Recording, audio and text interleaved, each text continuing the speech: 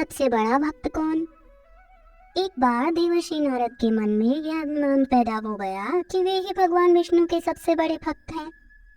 वे सोचने लगे, मैं रात दिन भगवान विष्णु का गुणगान करता हूँ, फिर इस संसार में मुझसे बड़ा भक्त और कौन हो सकता है। किंतु पता नहीं श्री हरि मुझे ऐसा समझते हैं या नहीं। यह विचार कर नारद भगवान विष्णु के पास क्षीर सागर में पहुंचे और उन्हें प्रणाम किया। विष्णु जी बोले, आओ नारद, कहो कैसे आना हुआ। नारद बोले, भगवान मैं आपसे एक बात पूछने आया हूँ।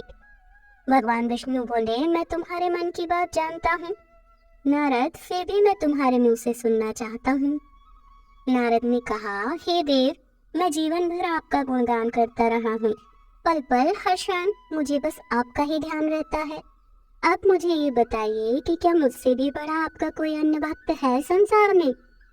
भगवान विष्णु समझ तो पहले ही गए थे कि नारद को अपनी भक्ति पर अभिमान पैदा हो गया है, किंतु अपने मन की बात छुपा कर भी बोले, नारद, इस प्रश्न के लिए तो तुम्हें मेरे साथ मृत्युलोक चलना पड़ेगा। नारद बोले, ठीक है भगवान, मैं मृत्युलोक चलने के लिए तैयार हूँ।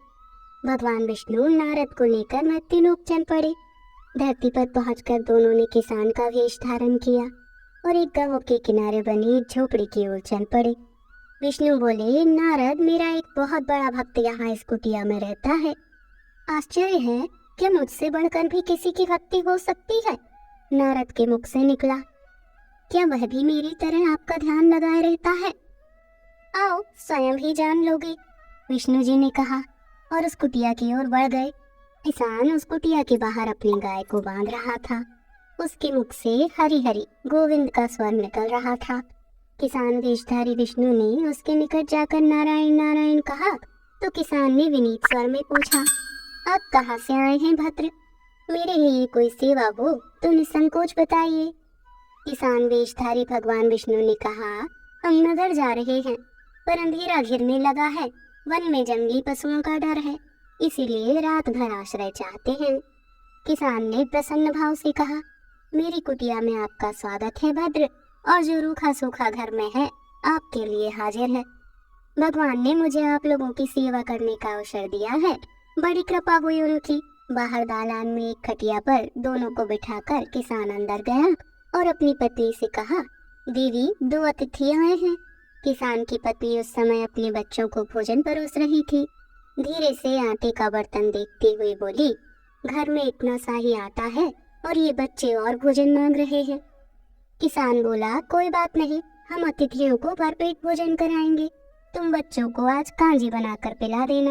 नारद और भगवान विष्णु ने दोनों का सारा वार्तालाप सुना, फिर भी परीक्षा के लिए भोजन की थाली पर बैठ गए। जब दोनों भरपेट भोजन कर चुके तो नारद सोचने लगे, ये सीधा साधा गृहस्थ भगवान का सबसे बड़ा भक्त कैसे हो सकता है। उधर श्री हरि ने किसान से और भोजन लाने की फरमाइश कर दी। बोली, मेरा पेट अभी नहीं भरा, क्या और भोजन मिलेगा। किसान रसोई घर ले गया और पत्नी से जाकर पूछा, कुछ और भोजन बचा है क्या। पत्नी बोली, बच्चों के लिए कांजी बनाई है, बस वही शेष है। विष्णु और नारद वह भी पी गए। किसान और उसके परिवार को भूखे ही सोना पड़ा। भूखे बच्चे माँ का आंचल थाम कर कह उठे, माँ, नींद नहीं आ रही है, मुझे बड़े जोर की भूख लगी है। पिताजी ने उन अतिथियों को कांजी भी क्यों पिला दी। किसान ने बच्चे के सर पर हाथ फेरते हुए कहा, अतिथि को भोजन कराना स्वयं विष्णु भगवान को भोग लगाने के समान है बेटा। बाहर दालान में दोनों अतिथि अलग अलग बिस्तरों पर लेटे हुए थे। भगवान विष्णु ने कहा, तुमने सुना नारद, किसान और उसके परिवार को भोजन नहीं मिला, फिर भी वह मेरे गुण गाए जा रहे हैं। ऐ तो कुछ भी नहीं है, मैंने तो कई कई दिनों तक भूखे रहकर आपका स्मरण किया है। अगले दिन सुबह उन्होंने देखा किसान भगवान विष्णु की मूर्ति के सामने कह रहा था, गोविंद हरि हरि, तुम सदा मेरे मन में बसे रहो, बस मुझे कुछ और नहीं चाहिए।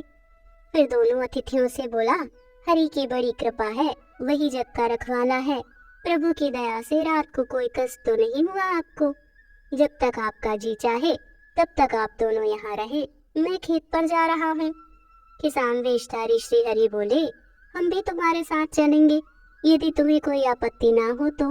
नारद और विष्णु भगवान किसान के साथ उसके खेत पर गए। किसान बोला, यही है अपना खेत, अब मैं अपना काम करूंगा। गोविंद गोविंद। नारद बोले, तुम तो सत्पुरुष हो, भगवान के बड़े भक्त हो, हर घड़ी उनका नाम लेते रहते हो। किसान बोला, अरे कहाँ, काम से जब भी थोड़ा बहुत समय मिलता है तभी उनका नाम लेता है। नारद ने पूछा, कब कब मिलता है समय? किसान बोला, सुबह उठता हूँ तब, रात को सोता हूँ तब, और दिन में जब भी काम से समय मिल जाए तब। ओह, समझा, नारद के मुख से निकला।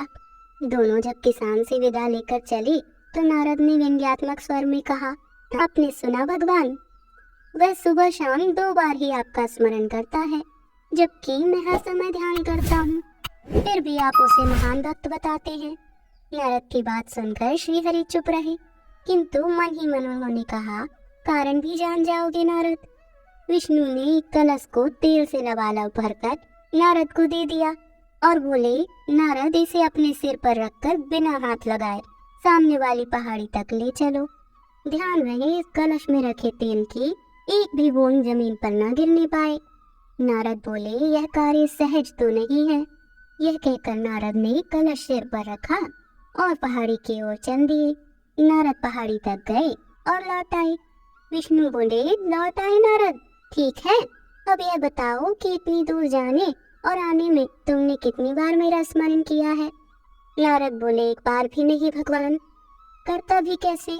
मेरा सारा ध्यान तो तेल और कलश की तरफ लगा हुआ था। श्रीहरि बोले, अब तुम ही सोचो, वह किसान दिन भर कठिन परिश्रम करता है, फिर भी 2-4 बार मेरा स्मरण जरूर करता है, और तुम एक बार भी मेरा स्मरण नहीं कर पाए। विष्णु की बातें सुनकर नारद के अंतर्चक्षु खुल गई। वे श्रीहरि के चरणों में गिरकर बोले, मान गया प्रभु मैं आपको, जो संसार के झंझटों में रहकर भी आपका स्मरण करते हैं, वे ही आपके सबसे बड़े भक्त हैं। दोस्तों, कहानी पसंद आई तो चैनल को सब्सक्राइब करें